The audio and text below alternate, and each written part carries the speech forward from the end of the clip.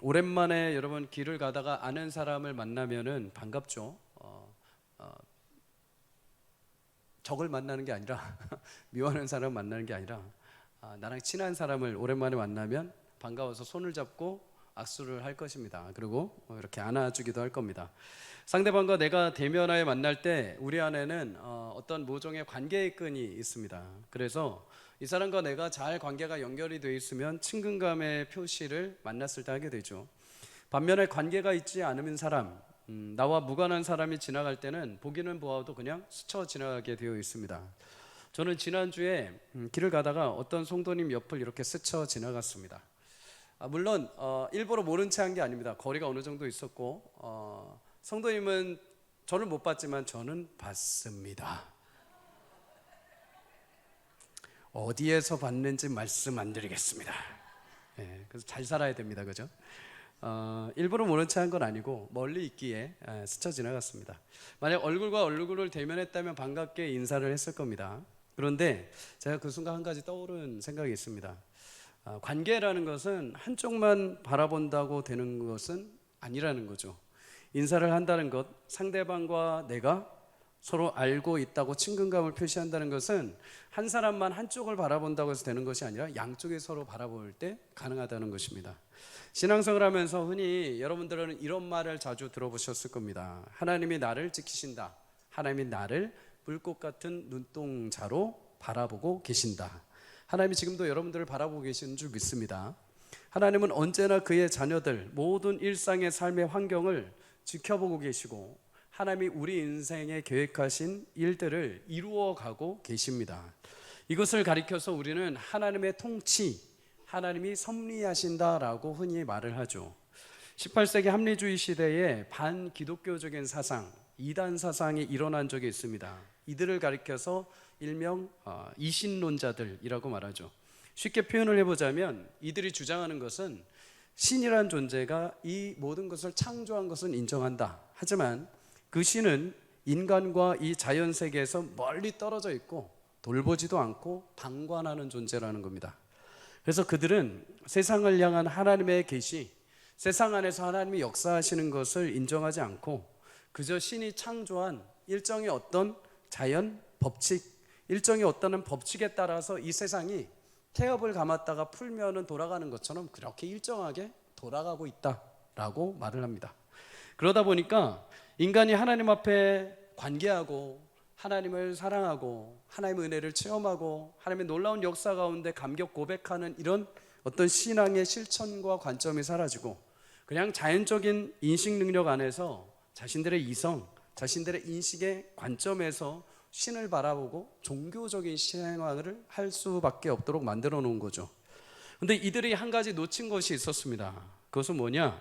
그들이 말한 신이 만들어 온 이 자연의 일정한 법칙, 우주를 이끌어가는 이 모든 자연 법칙이라는 것은 그 법칙 자체가 능력이 있는 것이 아닙니다. 그 법칙 자체가 보존할 수 있는 자생력이 있는 것이 아니죠. 그 법칙이 움직여져 가고 그 법칙의 뜻을 따라서 행해질 수 있는 것은 그 법칙을 만드신 하나님의 자존하시는 능력에 있는 것입니다. 하나님은 그 자연적인 법칙을 만드시고 이 땅을 그 법칙에 따라 통치하시기도 하고 하나님의 구원하심 계획과 특별하신 역사와 섭리로 지금도 우리 삶에서 일하고 계시는 줄 믿습니다. 예수님은 그래서 마태복음 10장 29절 30절을 통해서 말씀하시죠. 한 아사리온에 팔리는 작고 보잘것없는 참새 2마리, 이 작은 미물이라 하더라도 하나님이 허락하시지 않으면 땅에 떨어질 수 없다. 무슨 말입니까? 작고 미약한 이 참새들이라도 하나님께서 보시고 관여하고 계신다는 겁니다. 돌보신다는 거죠. 하나님이 허락하시지 않으면 이 새들 어느 누구도 함부로 할 수 없다는 겁니다. 그러함과 동시에 이 새보다 귀하고 귀한 하나님의 자녀들, 하나님이 너희 머리털 하나까지 세신 바 될 정도로 너희를 아시고 너희 인생을 통치하시고 섭리하고 역사하고 계시니까 두려워하지 말라라는 것입니다. 그런데 여러분, 하나님이 이렇게 우리를 바라보시며 관여하고 계시는데 우리도 때론 이신론자들처럼 하나님이 어디 계셔? 하나님 내 삶에 관여하고 안 계셔.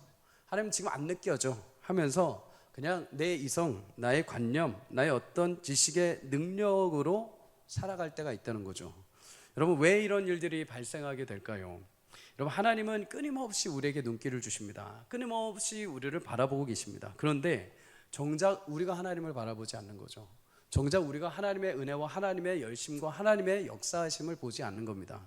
너무 바빠, 또 너무 내 할 일이 많아서, 또 나의 경험과 지식과 내가 습득한 일들이 너무 많아서 그런 것들이 나를 이끌어 가다 보니까 하나님을 볼 수 없게 만드는 것이죠. 그러나 사랑하는 성도님들, 관계라는 것은 한쪽만 바라본다고 해서 이루어지는 것이 아닙니다. 하나님이 나를 바라보시고 나를 아시고 일하시고 섭리하는 것을 경험하기 위해서는 나 또한 하나님을 바라볼 수 있어야 합니다. 그 방법이 무엇입니까?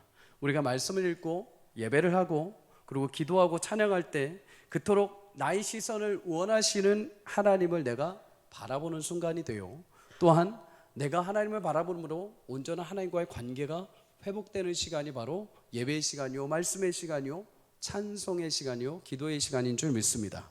여러분, 그래서 예배와 말씀과 기도의 시간, 찬양의 시간은 세상에서 묻어져 있던 하나님과의 나의 관계가 다시 회복되는 시간입니다. 다시 자리를 재설정하는 시간이죠. 이런저런 일들을 당하고 여러 고난과 염려 가운데 무거운 마음으로 내가 이 예배당에 왔다 하더라도 예배를 통해서 나를 기뻐 여기시는 하나님의 마음과 동하여질 때, 하나님의 시선과 내 시선이 맞춰졌을 때 우리는 새로운 힘을 얻게 되는 것입니다. 나의 실패, 험난한 삶이 하나님의 역사와 통치 아래에 있다면 이게 포기될 수 있는 것이 아니고 이게 이대로 끝나는 것이 아니라 약속의 말씀대로 모든 것을 합력하여 선을 이루어 가시는 하나님의 손길이 함께 하심을 확신하고 감사함과 즐거움으로 돌아갈 수 있게 되는 것이죠. 그래서 우리에게 예배와 기도와 찬양의 순간은 우리 영혼을 살리는 시간이 됩니다. 영혼이 살게 되면 우리 육신의 삶도 살아가게 되어 있습니다. 요한삼서 1장 2절은 말합니다. 사랑하는 자여, 내 영혼이 잘된 것 같이 내가 범사에 잘되고 강건하기를 내가 간구하노라.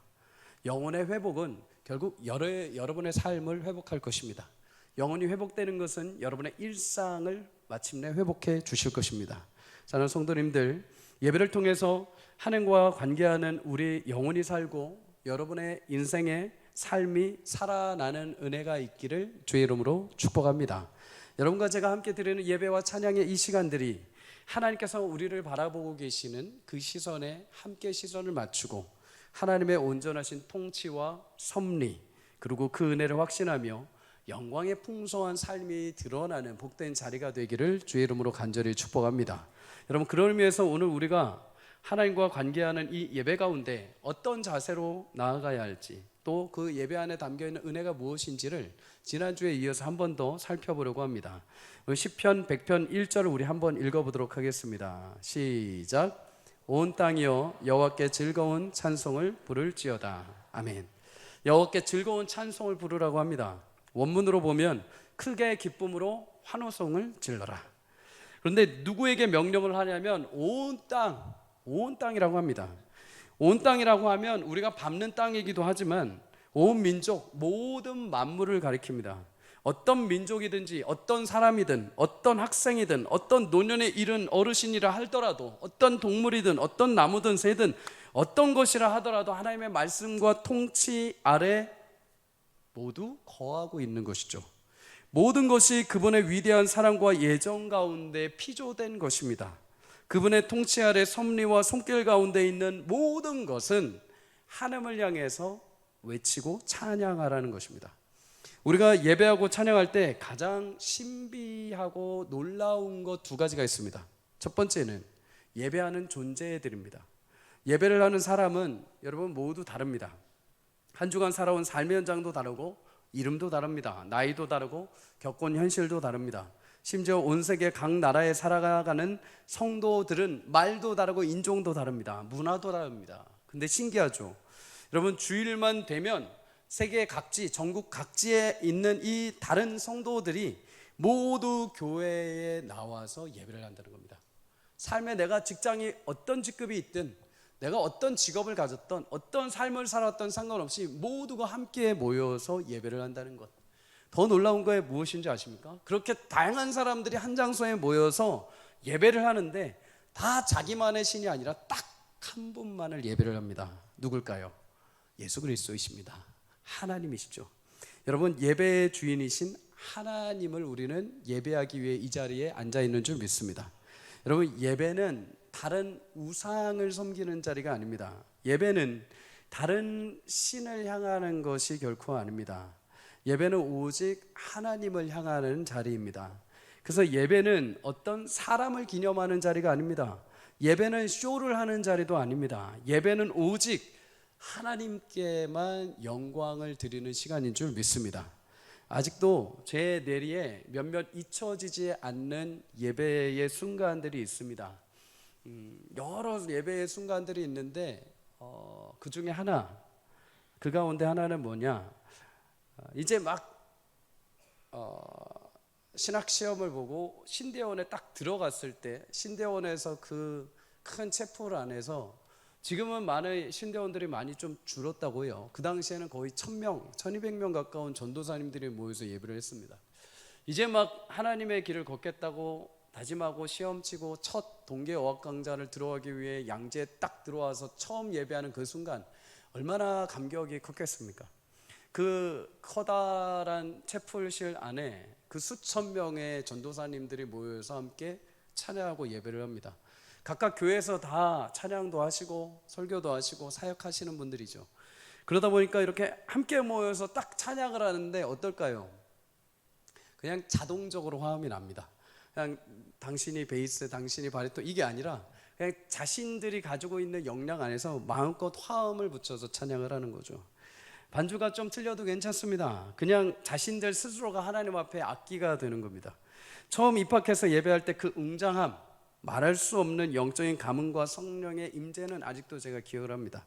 그런데 그렇게 많은 전도사님들이 유일하게 그 수천 명이 모였음에도 불구하고 그 아름다운 찬양과 그 웅장함이 누구를 향한 것입니까? 하나님을 향한 것입니다. 여러분, 그렇게 웅장하고 영광스러운 예배, 환호성과 위대한 찬양, 그렇게 그 채플실 안에 울려 퍼졌던 그 영광의 찬양도 제게는 큰 충격이었습니다. 그런데 성경을 보니까 여러분, 그런 찬양에 비교할 수 없을 정도로 더 위대하고 웅장한 예배가 있습니다. 요한계시록 1장에 보면 예수님께서 마침내 약속하신 그날 최종 구원의 심판과 완성을 위해서 구름 타고 이 땅에 다시 오시는 날입니다. 여러분, 그날에 모든 사람, 곧 예수를 믿는 자이든 믿지 않는 자이든 모든 민족이 영광의 왕 앞에 서서 예수님을 찬양하게 됩니다. 근데 그 예수님이 임하실 때 요한계시록 19장에 보면 하늘에 허다한 물이, 이 지상에 있는 사람들만이 아니라 하늘에 허다하게 있는 천군 천사, 더군다나 죽어서 영생의 복을 누리고 있는 영혼들마저도 그 큰 물이 음성이 주님 오시는 그날 웅장하게 외친다고 합니다. 무엇을 외칠까요? 요한계시록 19장 1절을 우리 다 함께 읽습니다. 시작. 이후에 내가 들으니 하늘에 허다한 무리에 큰 음성 같은 것이 있어 이르되 할렐루야, 구원과 영광과 능력이 우리 하나님께 있도다. 아멘. 여러분, 이어서 5절에도 말합니다. 작은 자나 큰 자나 다 우리 하나님께 찬송하라. 6절에도 할렐루야, 주 우리 하나님 곧 전능하시니가 통치하시도다. 7절에도 즐거워하고 크게 기뻐하며 그에게 영광을 돌리세. 어린 양의 기약이 이르렀고 그의 신부가 준비되었도다. 신랑이신 예수께서 신부인 우리에게 찾아오셔서 맞이하신 그 영광의 그날, 온 하늘과 땅에 있는 모든 족속이 왕으로 임하신 예수님을 향해서 나팔을 불고 기쁨의 함성의 찬송을 외치게 될 줄 믿습니다. 여러분, 그런데 이 위대하고 영광스러운 모습을 우리는 이 땅에서 조금씩 경험하고 있습니다. 맛보고 있습니다. 어디서요? 예배의 자리에서요. 여러분, 예수님을 예배하고 찬송하는 그 위대하신 날을 하나님은 교회 안에서 예배를 통해서 미리 모형으로 맛보게 하셨습니다. 오직 한 분, 예수님을 바라보며 그 위엄과 영광과 능력을 찬송하고 기뻐하는 것, 그런 예배가 우리의 예배가 되기를 주의 이름으로 축복합니다. 사랑하는 성도님들, 우리 교회 예배가 주님 오실 날 그 위대하신 영광과 은혜를 미리 맛보고 경험할 수 있는 순간들이 되시기를 주의 이름으로 축복합니다. 그러기 위해서 우리가 기억해야 할 것이 하나 있습니다. 우리 한번 따라해 보실까요? 예배 열애자. 예배 열애자. 예배 열애자가 아닌 예배자가 되어야 한다. 네. 이 말에 오해가 없기를 바랍니다. 예배를 위해 헌신하고 준비하는 분들을 말하는 것이 아닙니다. 당연히 성도님들 예배를 돕기 위해서 안내팀, 새가족팀, 교육자, 찬양팀, 헌금팀, 주차팀 먼저 나와서 하나님 오늘 예배 가운데 이 섬김을 통해서 많은 성도들이 위로와 은혜를 받게 하시고 이 예배가 하나님 앞에 온전하게 드려지기를 간절히 소망합니다 하면서 먼저 기도로 준비해야 됩니다. 그런데 그런 예배 준비자들을 말하는 것이 아닙니다. 우리는 때로는 내가 하나님 앞에 예배자가 아니라 예배 준비만 하다가 가는 경우가 있습니다. 쉽게 말해서 예배자가 아니라 예배 열애자로 앉아있다가 간다는 것이죠. 이 유혹에 가장 많이 빠지는 사람 중에 하나가 저 목사입니다. 그래도 열심히 말씀을 준비했으니까 나는 예배 안 드려도 돼. 열심히 그래도 내가 한 주 동안 말씀 읽었고 기도 열심히 했으니까 나는 예배 나는 그냥 예배 주관하는 사람이야. 나는 말씀만 선포하면 되니까 나는 예배 이끌어가는 사람이야 하면서 스스로가 예배 열애자가 되려고 합니다. 여러분, 이런 자리에 서지 않기 위해서 열심히 찬양하는 거죠. 열심히 기도하고 은혜를 구하는 겁니다. 하나님의 거룩한 손으로 오늘도 한 사람이라도 만나게 해주시고 하나님의 영광의 은혜가 임하게 하십시오. 예배자로 저도 서는 것이죠. 내 찬양과 내 기도가 하나님 앞에 연락되기를 간절히 소망하는 거죠. 여러분과 제가 열심히 예배 드렸는데 여러분 예배를 하나님이 기뻐 받으시는데 제가 평생의 삶 동안에 나중에 80, 90이 돼서 하나님 앞에 갔는데 나는 네 예배를 받은 적이 없다. 얼마나 비참합니까? 제가 그렇게 예배 설교하고 그렇게 예배 제가 주관했는데요. 너는 예배 열애자였어. 얼마나 뜨끔합니까? 저는 예배하는 자로 서기를 간절히 소망합니다. 여러분, 그런데 우리에게는 이런 유혹들이 언제라도 있습니다. 예배를 열애자, 예배 준비자가 되고 끝나버린 거죠. 청년 시절에 찬양팀을 인도하는데 찬양팀에도 이런 유혹이 있었습니다. 찬양만 끝나면 예배 시간에 청년들이 나갑니다. 찬양 섬겼던 청년들이. 이유가 뭘까요? 나는 찬양만 섬기는 사람이라는 겁니다. 내가 할 일은 그것만이라는 거죠. 이제 나는 앞에서 찬양 인도하는 그것 다 했고 이제 말씀은 나머지 성도들이 들어야 되는 겁니다. 예배 열애자가 되어버린 거죠. 예배 준비자가 되어버린 겁니다. 여러분, 교사들도 이런 유혹에 빠질 수 있습니다. 이 부서 아이의 예배, 이 아이들 예배니까 나는 열애자가 되어버립니다. 나는 이 예배를 그냥 애들 서브하는 거니까 애들이 듣고 나는 안 들어도 돼 하면서 움직여버리는 거죠. 여러분, 모든 예배를 섬기는 자들에게는 이런 유혹이 충분히 찾아옵니다. 그러니 사랑하는 성도님들 부탁드립니다. 어린아이에서부터 노년에 이르는 어떤 예배를 하더라도 부서 예배든 장년부 예배든 시니어 예배든 구역 예배든 신방 예배든 그 예배 가운데 하나님께서 나를 부르시고 나의 예배를 기다리고 계신다는 사실을 꼭 기억하시기를 주 이름으로 축복합니다. 예배 가운데 하나님은 내 옆에 사람을 보시는 게 아닙니다. 내 뒤에 사람을 보시는 것도 아닙니다. 저 앞에서 졸고 있는 어떤 집사를 보시는 것도 아닙니다. 하나님은 그 예배 가운데 나를 보고 계십니다. 하나님은 그 예배 가운데 말씀을 저 옆 사람에게 주지 않으십니다. 저 뒷사람에게 들으라고 하지 않으십니다. 하나님은 그 말씀을 나에게 주고 싶으신 거죠. 나를 붙잡으시고 나에게 훈계하시고 나에게 지금 관계하셔서 그 말씀으로 나를 소생시켜 주시고자 하는 것이죠. 나를 만나 주시고자 해서 그 열심과 열정으로 내게 찾아오시는 것입니다. 다른 누군가의 찬양이 아니라 나의 찬양을 듣기를 원하십니다. 저 사람 찬양 잘하네. 저 사람 박자 잘 맞추네가 아니라 나의 찬양을 듣기를 원하시는 거죠. 저 사람 기도 열심히 해. 저 사람 참 영성이 깊어. 그게 아니라 하나님은 내 기도를 듣기를 원하십니다. 내 기도 제목을, 나의 신음소리를 듣기를 원하시는 거죠. 여러분, 이 말은 무슨 의미일까요? 예배 가운데 하나님은 나를 만나주고 싶어 하십니다. 나는 너를 이렇게 보고 너를 이렇게 기다렸으니 너도 나를 바라보라는 것이죠. 나를 향해 시선을 두고 내가 얼마나 너를 사랑하는지, 너를 얼마나 기다렸는지, 이 예배가 너를 위한 예배인 것을 알고 내 앞에 나오라는 겁니다. 이 예배를 통해서 너에게 주시고자 하시는 그 풍성한 말씀과 위로와 은혜와 격려를 통해서 돌아가 삶 가운데 무너지지 말고 나와 함께하는 예수 그리스도의 삶을 살아내기를 하나님은 예배를 통해서 만져주시는 것입니다. 여러분, 예배를 향한 하나님의 거룩한 열심과 은혜 앞에 예배 열애자가 아니라 예배자로 우리 모두가 설 수 있기를 주의 이름으로 축복합니다. 성도님들, 돌아오는 주일 이제 설 명절 때문에 여러 원근각지로 가실 겁니다. 안전하게 다녀오시기를 바랍니다. 그와 동시에 주일날 혹시라도 원근각지에 퍼지셔서 그곳에 가셨을 때 이제 벗어났다, 오늘은 좀 쉬어야지 하지 마시고 그 각지에 가셔서 그 교회를 섬겨주시기를 부탁드립니다. 가셔서 그 교회를 보시고 혹시라도, 물론 이단교회 가시면 안 됩니다.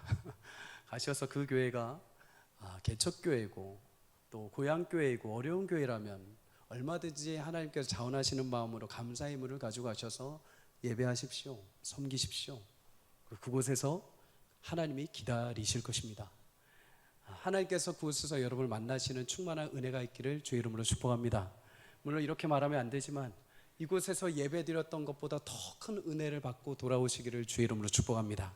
하나님은 어디서든 예배하는 여러분을 기다리시고 어디서든 그 마음을 들으시고 찬송을 기억하시며 기도를 바라보고 계시는 줄 믿습니다. 여러분, 그렇다면 예배자로 내가 하나님 앞에 어떻게 나아가야 할까요? 오늘 우리가 시편 100편 읽었습니다. 시편 100편 위편에 보면 표제어라고 해서 감사의 시라고 기록이 되어 있죠. 성경의 시편을 보면 대부분 다 다윗의 시, 고라 자손의 시, 모세의 시 이런 식으로 나와 있습니다. 시편에 감사의 시라고 타이틀이 달린 시는 오직 시편 100편밖에 없습니다. 근데 이 감사의 시, 이 100편을 향해서 들고 여러분 이스라엘 백성들이 어디를 향해 갈까요? 성전을 향해, 하나님을 향해 예배하기 위해 들어갈 때 이 찬송의 시를 들고 들어갑니다. 예배하러 가면서 이 찬송의 시를 고백을 하는 거죠. 예배로 들어갈 때 우리가 기억해야 하는 것은 감사가 있어야 됩니다. 물론 감사라는 이 단어가 마음에 걸리시는 분들이 있을 수 있습니다. 아무리 그래도 그렇지, 내가 지금 이 감정, 이 모양인데, 내 현실이 지금 이런 상황인데, 내 자식들이, 내 미래가, 내 학업이, 내 직장이 지금 이렇게 힘들고 어려운데 내가 어떻게 감사할 수 있는가? 하나님, 지금 내가 이렇게 교회에 나와서 예배 드리는 것만으로도 저한테 감사하셔야 됩니다. 하나님, 제가 지금 일어나서 정말 씻기 싫은데 억지로 씻고 교회 오고 싶지 않은데 엄마 등짝스매 씩 맞아가면서 이렇게 나와 준 것만으로도 감사하셔야 됩니다. 우리 청소년들은 그런 자녀 없는 줄 압니다. 오해하지 마십시오. 근데 이렇게 고백이 되면 안 된다는 거죠. 왜 그럴까요? 여러분, 이 말의 해답을 2절에서 우리 찾을 수 있습니다. 우리 2절 한번 읽어보도록 하겠습니다. 시작. 기쁨으로 여호와를 섬기며 노래하면서 그의 앞에 나아갈지어다. 아멘. 여러분, 기쁨으로 여호와를 섬기며 노래하며 그 앞에 나아오십시오. 어떻게 됩니까? 말씀 가운데 사실 전혀 어울리지 않는 단어가 있습니다. 기쁨과 섬기는 것. 섬긴다라는 이 아바드라는 히브리어는 노예가 주인을 섬길 때 말하는 것입니다. 정확하게 표현하면 누군가를 위해서 자신의 존재를 바쳐서 그를 이롭게 하는 거죠. 세상적으로 보자면 나의 시간, 나의 노동, 나의 열심을 들여서 누군가에게 이익을 주는 거죠. 신앙적으로 보면 나의 존재를 바쳐서 하나님을 기쁘게 하는 일, 내가 봉사하고 내가 예배하는 일을 통해서 하나님을 영광을 올려드리는 것, 우리를 섬김이라고 말합니다. 그렇다면 여러분, 조금 좁은 의미에서의 섬김, 교회에서 여러분 섬기시면 어떻습니까? 솔직히 섬김에는 육체적인 노동이 들어야 되고 또 시간이 들어가야 되고 또 힘도 들어가야 됩니다. 때로는 필요하다면 내 물질도 들어가야 됩니다. 심지어 요즘에는 나는 열심히 나름대로 섬겼는데 따가운 시선과 오해로 인해서 힘든 일들이 찾아오기도 합니다. 그래서 섬김이라는 것은 기쁨과 연관되기가 쉽지 않습니다. 여러분들이 임직자, 중직자로 선발되는 후보 가운데서도 그래서 고사하는 이유가 무엇입니까? 물론 여러 가지 기준들도 있었지만 이 자리에 서면 왠지 불편한 겁니다. 왠지 섬기면 잘했다 칭찬받기보다는 항상 안 좋은 말 듣고 힘겨운 일들이 더 많기 때문이죠. 그래서 섬김과 이 기쁨은 같이 갈 수가 없습니다. 그런데 어떻게 기쁨으로 섬길 수 있고 어떻게 기쁨으로 예배할 수가 있을까요? 여러분, 사실 섬김이라는 이 말은 세상의 권세에서 해방된 의미가 하나 숨겨져 있습니다. 무슨 말인가? 하나님은 이스라엘 백성들을 애굽의 노예에서 해방시켜 주십니다. 모세를 보내서 해방시켜 주시죠. 그런데 출애굽기 4장 23절 상반절에 보면 이렇게 말씀합니다. 내가 내게 이르기를 내 아들을 보내주어 나를 섬기게 하라. 이 말은 하나님께서 모세를 통해서 바로 앞에 가서 전하게 하신 메시지입니다. 다시 풀어보자면 하나님이 애굽의 바로 왕에게 말씀하시기를 나 여호와가 애굽 바로 왕 너에게 말하기를 내 아들 곧 나의 민족 이스라엘 백성들을 해방시켜서 보내주어서 나 여호와를 섬기게 해라. 하나님이 이스라엘 백성들을 애굽에서 해방하신 이유가 있다면 이제 이스라엘로 하여금 하나님의 권세 아래 들어가 하나님을 섬기게 하기 위함입니다. 여기서 섬기다라는 단어가 오늘 본문에 나온 단어이죠. 그렇다면 여러분, 과거 이스라엘 백성들은 누구의 권세 아래 있었습니까? 제 권세 아래 있었습니까? 애굽 바로 왕의 권세, 세상의 권세 아래 있었죠. 근데 그 권세에서 하나님이 끄집어내셔서 하나님의 권세 아래 두시고 하나님을 섬기게 하시는 거죠. 이것이 왜 우리에게 기쁨이 될까요? 여기에서 끄집어내서 이 하나님의 권세 아래 들어가게 됐는데, 여러분, 지난해 7월에 뉴스의 모 기업 대표이사가 이렇게 뉴스에 나오게 되었습니다. 안 좋은 일로 뉴스로 나오게 되었습니다. 그가 일하는 중소기업은 중소기업청에 선정한 신기술 혁신형 중소기업상까지 받은 회사입니다. 이 대표이사는 산업부 장관 표창까지 받은 사람입니다. 그 회사에 다니는 회사원들 연봉도 높고 복지도 괜찮았습니다. 그런데 4개월 동안 입사자의 2배 되는 사람이 모두 퇴사를 했습니다. 이유가 무엇인가? 이 대표이사의 일명 갑질 때문입니다. 대표이사는 자신이 마치 왕이 된 것처럼 사원들을 돈 주고 부리는 노비나 노예처럼 함부로 대했습니다. 얼마든지 마음에 안 들면 자를 수 있고 협박을 하고 심지어 막말을 하고 욕설까지 일삼았습니다. 결국 이로 인해서 어떤 회사원은 공황장애가 발생하게 되죠. 그럼에도 남아있는 회사원들은 자신의 가장으로서 가정을 지키기 위해서 어쩔 수 없이 남은 사람들도 있었습니다. 그런데 여러분, 문제가 뭘까요? 이렇게 갑질을 하는 사람은 자신이 갑질하는지를 모른다는 겁니다. 더 큰 문제는 뉴스까지 방영되고 사람들의 질타를 받으면서도 안 변한다는 거죠. 오히려 뉴스에 제보를 한 회사원을 갖다가 회사에서 잘라버립니다. 대단하죠? 여러분, 애굽 바로왕도 동일합니다. 이스라엘 백성들을 430년간 노예로 부리며 험하게 일을 시킵니다. 오죽하면 하나님이 이스라엘 백성들의 고통을 분명히 보고 부르짖음을 듣고 근심을 알았다라고 하실 정도였습니다. 그래서 10가지 재앙을 애굽 바로왕에게 보내시죠. 그럼에도 바로가 안 변합니다. 자신이 장자가 죽는 재앙을 경험했는데도 불구하고 안 변합니다. 끝까지 이스라엘 뒤를 추격해 갑니다. 그런데 그런 세상 권세 아래서 하나님은 이스라엘을 약속하신 대로 건져주셨습니다. 그리고 이제 누구의 권세 아래? 하나님의 권세 아래. 여러분에게 질문합니다. 여러분, 이 땅을 살면서 여러분에게 딱 한 권세 아래만 들어갈 수 있다. 둘 중에 하나를 선택해야 된다. 아까 말씀드린 중소기업 대표이사 아래 들어가서 평생을 살 것인지, 하나님의 권세 아래 들어가서 한평생 살 것인지, 여러분 어떤 결정을 하시겠습니까? 당연히 하나님의 권세 아래 들어가는 것이죠. 온 땅을 창조하시고 모든 만물 왕이신 하나님께서 세상에 그렇게 힘들게 어렵게 살아가는 우리 인생을 건지셔서 하나님의 권세 아래 두시고 하나님의 자녀 백성 삼아주시고 하나님이 친히 목자가 되어주신 줄 믿습니다. 그래서 오늘 본문에 말하죠. 3절 하반절에 우리는 그의 것이니 그의 백성이요 그의 기르시는 양이로다. 하나님 끝까지 목자가 되어주셔서 하나님께서 그 양들을 마치 푸른 풀밭이 있는 곳으로, 물가가 있는 곳으로 우리의 영혼을 인도해 가신다는 겁니다. 그렇다면 여러분을 건져주신 그 하나님의 성품은 어떨까요? 죄송하지만 아까 그 중소기업 사장은 미안하지만 제가 봐도 좀 그렇습니다. 그러면 여러분을 새롭게 권세로 인도하시고 여러분의 주인이 되신 하나님은 어떤 분이실까요? 하나님은 어떤 분이실까요? 어떤 성품을 가진 분일까요? 우리 5절 다 함께 읽어보도록 하겠습니다. 시작. 여호와는 선하시니 그의 인자하심이 영원하고 그의 성실하심이 대대에 이르리로다. 아멘. 이스라엘에게 주인이 되어주신 하나님은 세상의 악덕 업주처럼 갑질하시는 분이 아니라고 합니다. 함부로 대하고 자신의 마음에 따라 약속을 지켰다가 안 지켰다가 하시는 분이 아니라고 합니다. 조건을 걸고 겁박을 하고 권력과 힘을 자랑하는 분도 아니라고 합니다. 왜요?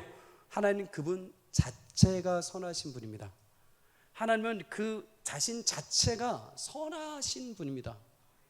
세상의 권세는 처음에는 선한 척은 할 수 있죠. 이 사람 앞에서는 선한 척하고 저 사람 앞에 가서는 악한 행동을 할 수 있는 이중인격을 드러낼 수도 있습니다. 그런데 하나님 그게 안 되신다는 겁니다. 하나님은 앞뒤가 다 똑같은 본성 자체가 선하신 분이라는 겁니다. 하나님의 선하심이 구체적으로 어떻게 나타납니까? 우리를 향하신 인자하심과 성실하심이 영원하시다. 인자하다는 건 은혜와 사랑이, 그리고 성실을 하시다는 것은 신실하시다. 그 약속을 끝까지 완성하신다. 믿을 수 있는 존재라는 것이죠. 여러분, 그의 인자하심과 성실하심이 어느 정도까지 지킨 줄 아십니까? 영원까지. 그 증거로 하나님께서 예수 그리스도의 십자가 사건을 우리 가운데 보내주셨습니다. 우리는 때로 외면하고, 우리는 쉽게 돌아서고, 우리는 그 신실함에 미치지 못했음에도 하나님은 너희는 내 자녀요, 너희는 내 백성이요, 너희는 이제 내 권세 아래 들어있는 자로 내가 약속한 대로 너희를 끝까지 지키고 입히고 먹이고 보살피겠다.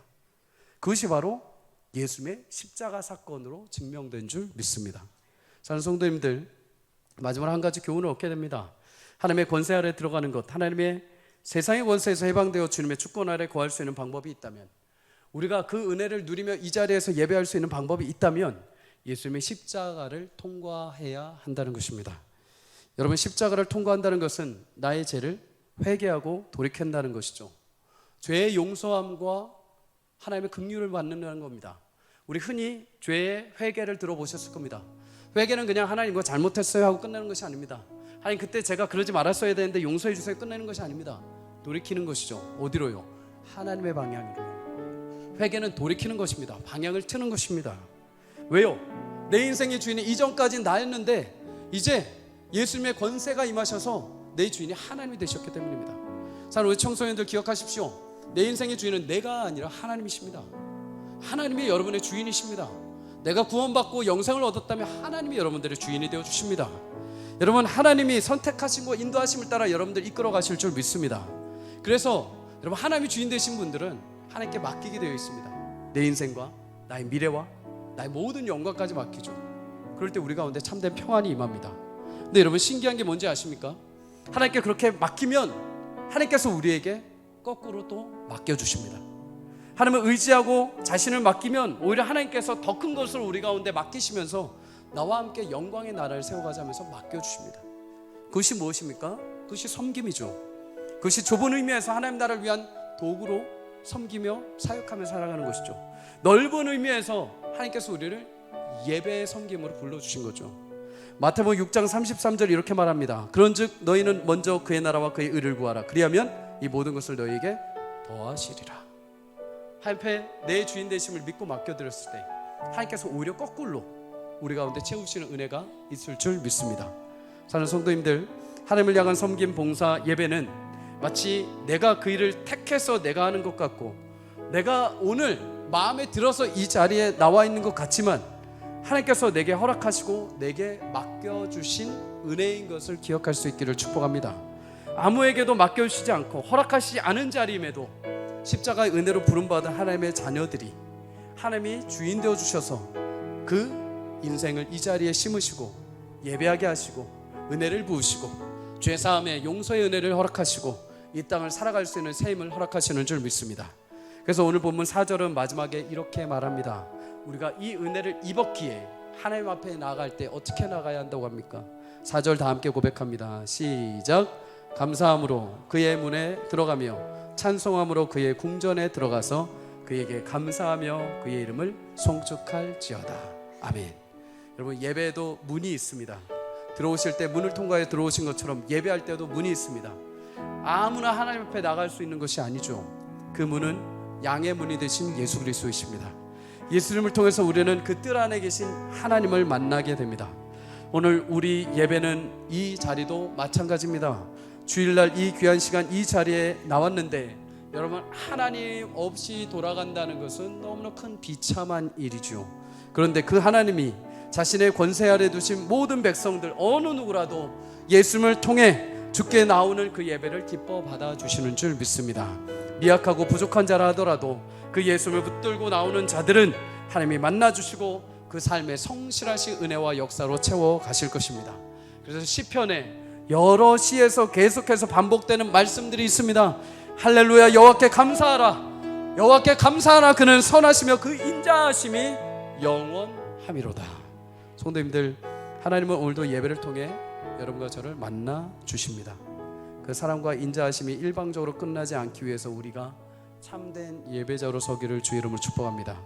예배 준비자, 예배 열애자, 예배 관례자가 아니라 예배자로 하나님 앞에 설 때 하나님께서 여러분을 향해 약속하신 위대한 은혜를 체험하게 될 것입니다.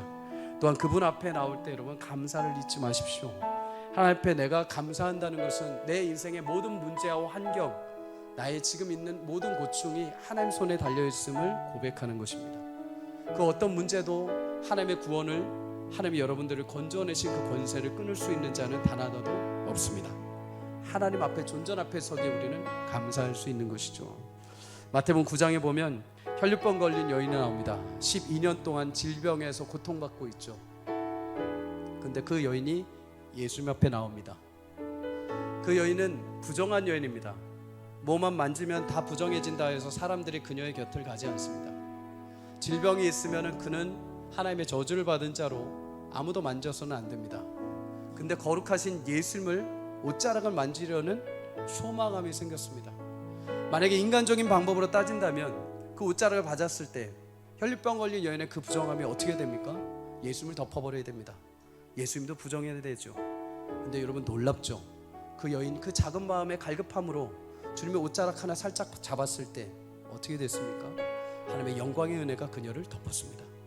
자신의 부정함, 자신의 더러움, 자신의 연약함으로 주님의 옷을 딱 붙잡았는데 그 부정함이 이곳을 더럽히는 것이 아니라 하나님의 선하심이 나를 덮고 그 믿음이 나를 구원하게 하신 줄 믿습니다. 예배자리는 그런 곳입니다. 나의 부정함과 나의 더러움과 나의 연약함을 가지고 나오지만 그 예수님을 붙잡았을 때 그 영광의 선하심과 인자하심과 은혜가 나를 덮는 시간이 될 줄 믿습니다. 여러분들, 예배의 자리는 그렇게 축복받은 자리입니다. 그래서 감사할 수 있는 자리요, 그래서 찬양하며 주님 앞에 나아갈 수 있는 것이죠. 우리 사랑하는 서울 삼강교회의 모든 예배마다 하나님이 그렇게 만져주시는 은혜, 하나님께서 우리를 덮으시고 참된 예배자들 부르셔서 영광 받으시고 그 은혜에 감격하여 이 땅을 힘있게 살아가는 복된 예배들이 넘쳐나기를 주의 이름으로 축복합니다. 한 주 동안에도 그 은혜에 힘을 입어 담대하게 삶의 처소에서 가는 곳곳마다 영광의 예배를 통해 하나님의 영광 받으시고 여러분의 삶에 충만한 주님의 권능의 능력이 임하시기를 주의 이름으로 간절히 축복합니다.